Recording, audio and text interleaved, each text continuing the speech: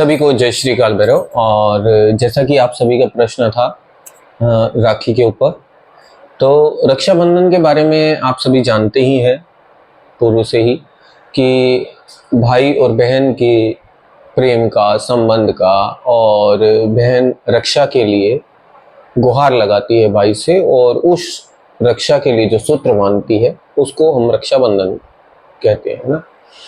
वो एक धागा भी हो सकता है, किसी तरीके की कोई राखी भी हो सकती है।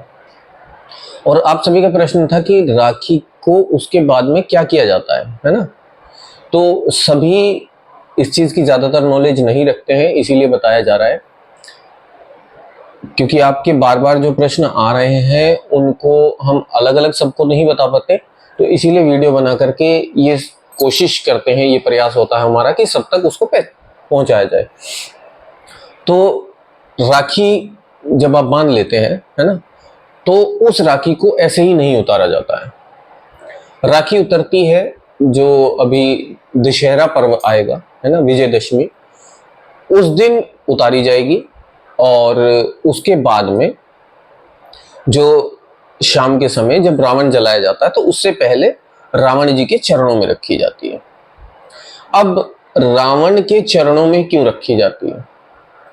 क्योंकि एक तो देखिए, रावण सबसे बड़ा पंडित है ना, सबसे बड़ा विद्वान, और यमराज नवग्रहों को अपने पायदान से बांध के रखने, मतलब अपने बेड के पाए से बांध के रखने वाला।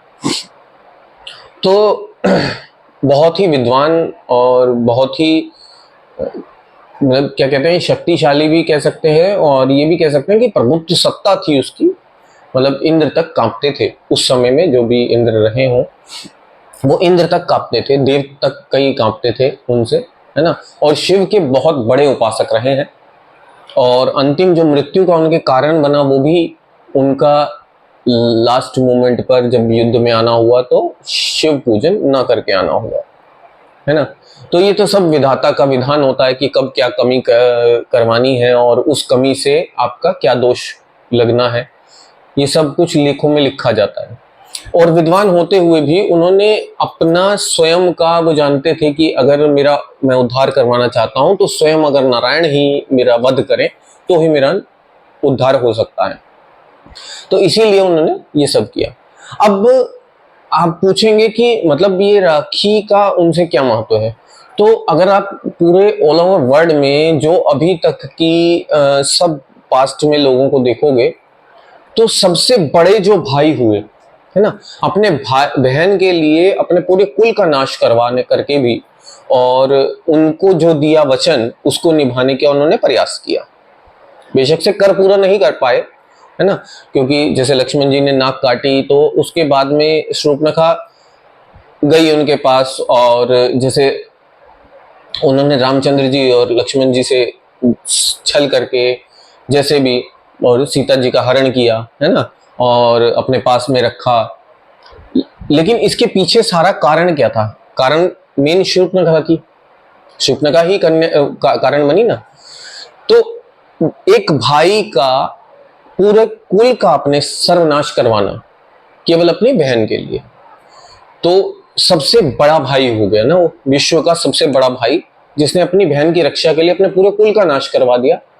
और ये जानते हुए कि स्वयं की मेरी लड़ाई एक नारायण से, मतलब ईश्वर से है, सदाशिव से है, परमेश्वर से है, इष्ट से है। क्योंकि हम वीर भाव कर सकते हैं कि ये शिव हैं, ये कृष्ण हैं, ये राम हैं, ये है, लेकिन अंतोतगत्वा शक्ति एक ही है। उसे शिव बोल लीजिए, उसे शक्ति बोल लीजिए, उसे भैरव बोल लीजिए, है एक ही, है ना।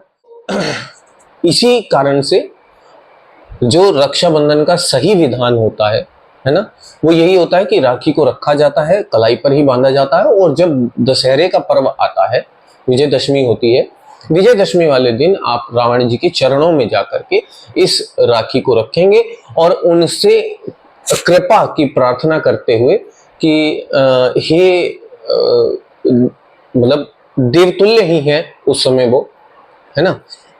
क्योंकि जितने वो विद्वान थे, जितने वो ज्ञाता थे, और उतना आज के समय में तो कोई भी नहीं है ना।